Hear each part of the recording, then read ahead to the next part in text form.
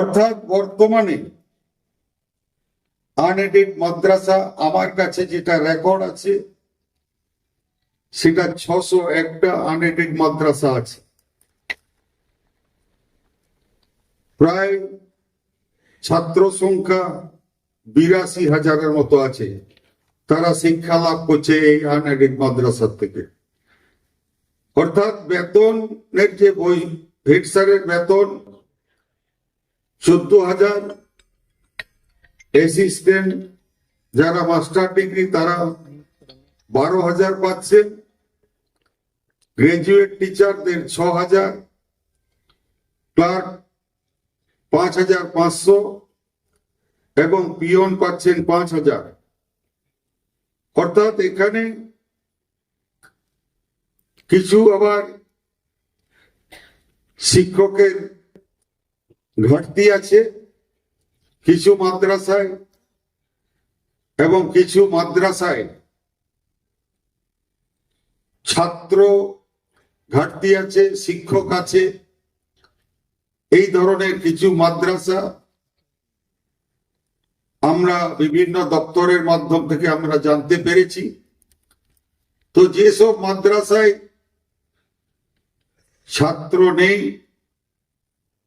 সেই সব মাদ্রাসা, কারণ যারা শিক্ষকরা রেমুনেশন পাচ্ছেন তাদেরকে আমরা কাছাকাছি জায়গায় আমরা শিফট করার চিন্তা ভাবনা সরকারের আছে। এবং যেসব সত্যি এই বর্তমান যে দ্রব্যমূল্যের বৃদ্ধি ফলে এই মাইনে দিয়ে সংসার চালানো একটু শিক্ষক মাস্টার মশাইদের একটু কঠিন সমস্যা হয়, সেই জন্য তাদের রেমুনেশন যদি বৃদ্ধি করা যায়, আমি সরকারের কাছে আমরা সেগুলো নিয়ে চিন্তা ভাবনা চলছে। রেমুনেশন অবশ্যই আপনারা বাড়ানো হবে, এটা সরকারের চিন্তা ভাবনা আছে। কিছু কিছু বিষয় হচ্ছে না বললেই নয়। অনেকেই হয়তো ভাববেন যে আপনারা শিক্ষকরা কিছু অনেকেই দেরি করে আসেন, এটা বলতে বাধ্য হচ্ছি, কারণ আমরা সবাই কিন্তু, আমিও শিক্ষক আপনারাও শিক্ষক, এটা যেন না হয় ওটা আপনাদেরকে ভাবতে হবে।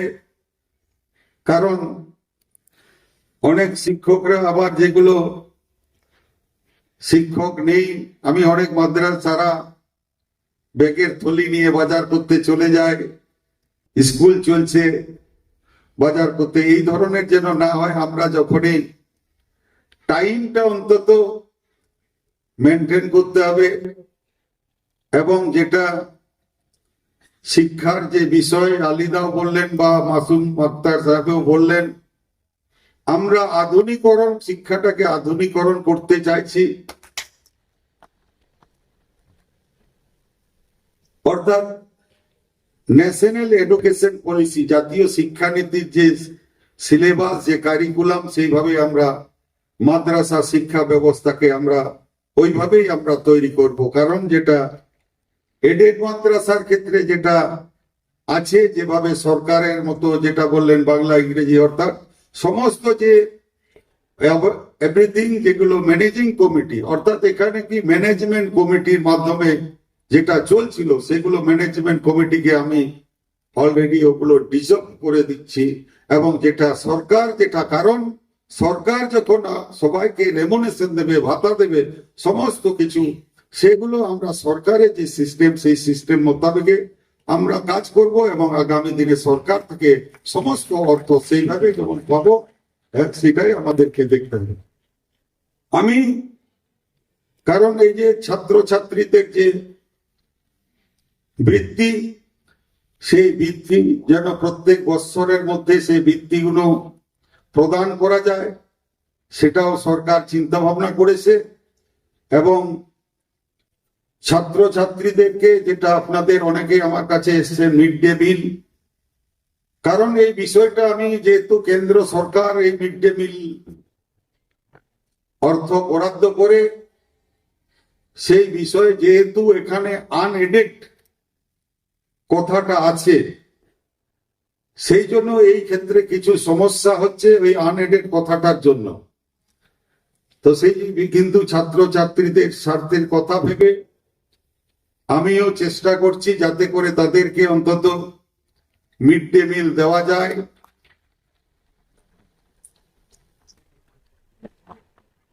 এবং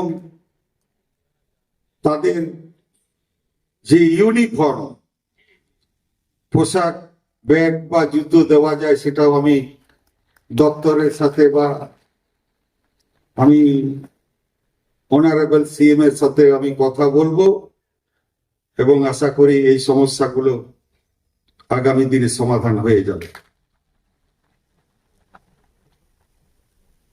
কিছু কিছু শিক্ষক আবার অন্য পেশার সাথেও আপনারা যুক্ত আছেন, কিছু মানে বলতে বাধ্য হচ্ছি, শিক্ষকের সাথে সাথে অন্য পেশা হিসেবে তারা কাজ করেন। এগুলো একটুকু বিরত থাকুন, আপনারা মাস্টার মশাই মানুষ, হ্যাঁ, এইগুলো আপনারা দেখবেন। এবং রেগুলার যে ক্লাস যাতে করে সঠিক হয় এইগুলো দেখবেন, এইটাই আমার বলার ছিল। তা যাই হোক, আগামী দিনে নতুন সরকার নতুন দিশা নিয়ে এসছে। কারণ বিগত দিনে তো আপনারা সবাই জানেন যে 15 বছর কিভাবে এই সমাজকে বিগত সরকার ভোট ব্যাংক হিসেবে ব্যবহার করে এসেছিল, এটা আপনাদের সবাই আপনারা জানেন। কারণ যে এরা প্রকৃত এই সমাজ শিক্ষা বা প্রকৃত যে তারা সেই কুসংস্কারের অন্ধকার থেকে বেরিয়ে আসুক, বিগত এই সরকার কিন্তু সেটা চিন্তা ভাবনা করেছে। তাই মোদিজি বলেন সবকা সাথ সবকা বিশ্বাস, সবকা বিকাশ, সবকা প্রয়াস, এই নীতিতে আমরা এগোচ্ছি এবং আগামী দিনে নিশ্চয়ই এই সমাজ এগিয়ে যাবে। ছাত্রছাত্রীরা ডাক্তার, ইঞ্জিনিয়ার, বিভিন্ন উচ্চ শিক্ষা লাভ করবে এবং ভালো জায়গায় তারা প্রতিষ্ঠিত হবে। এটা আমাদের সরকারের চিন্তা ভাবনা। এবং আগামী দিনে যাতে করে পিছিয়ে পড়া ছাত্রছাত্রীরা বিভিন্ন যেমন সুযোগ সুবিধা, এখন স্কলারশিপ, বিভিন্ন যেমন লোনের মাধ্যমে হায়ার এডুকেশন পায়, যাতে করে আনএডেড ছাত্রছাত্রীরাও সেই সুযোগ সুবিধা পেতে পারে, তার জন্য আমার পক্ষ থেকে চেষ্টা করব। এবং যাতে তারা এই ফ্রি কোচিং পেয়ে, যেটা সরকার থেকে যে কোচিং এর ব্যবস্থা করা হয়েছে, এইসব ছাত্রছাত্রীরা যারা সেই সব সুযোগ সুবিধা পেতে পারে, সেগুলো আমরা দেখব আমাদের দপ্তর থেকে, মাইনরিটি দপ্তর প্লাস মাদ্রাসা এডুকেশন থেকে। এবং এই কয়েকটি কথা বললাম, কারণ সকলকে সমস্ত শিক্ষক এবং শিক্ষাকর্মী শিক্ষিকাগণকে সকলকে আমার পক্ষ থেকে গৌরী অভিনন্দন, আন্তরিক শুভেচ্ছা, নমস্কার জানিয়ে আমি আমার এই সংক্ষিপ্ত বক্তব্য সমাপ্ত করলাম। বন্দে মাতরম, ভারত মাতা জয়।